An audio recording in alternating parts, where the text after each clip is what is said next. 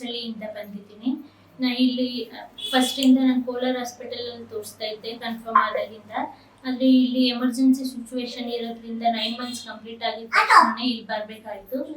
ಹಂಗಾಗಿ ಇಲ್ಲಿ ಬಂದಿದ್ರಿಂದ ಶ್ರೇಯಸ್ ಹಾಸ್ಪಿಟಲ್ಗೆ ಬಂದು ರಾತ್ರಿನೇ ಡೆಲಿವರಿ ಆಗಬೇಕಾಯಿತು ಎಮರ್ಜೆನ್ಸಿ ಸಿಚುವೇಶನಿಂದ.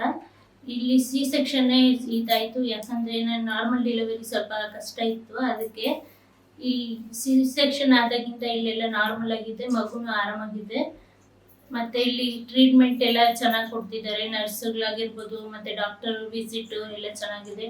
ಮತ್ತು ಕ್ಯಾಂಟೀನ್ ವ್ಯವಸ್ಥೆ, ಟೀ ಕಾಫಿ ಮತ್ತು ಊಟ ಎಲ್ಲ ಟೈಮ್ ಟು ಟೈಮ್ ಅಪ್ಡೇಟ್ ಆಗ್ತಾ ಇದೆ. ಮತ್ತು ಇಲ್ಲಿ ಹೌಸ್ ಕೀಪಿಂಗ್, ಕ್ಲೀನಿಂಗ್ ಇರ್ಬೋದು, ಬಾತ್ರೂಮು ಮತ್ತು ಇದೆಲ್ಲ ನೀಟಾಗಿ ಇದು ಮಾಡ್ತಾರೆ. ಬೆಡ್ ಕ್ಲೀನಿಂಗು ಎಲ್ಲ ನೀಟಾಗಿ ಹಾಕ್ಕೊಡ್ತಾರೆ.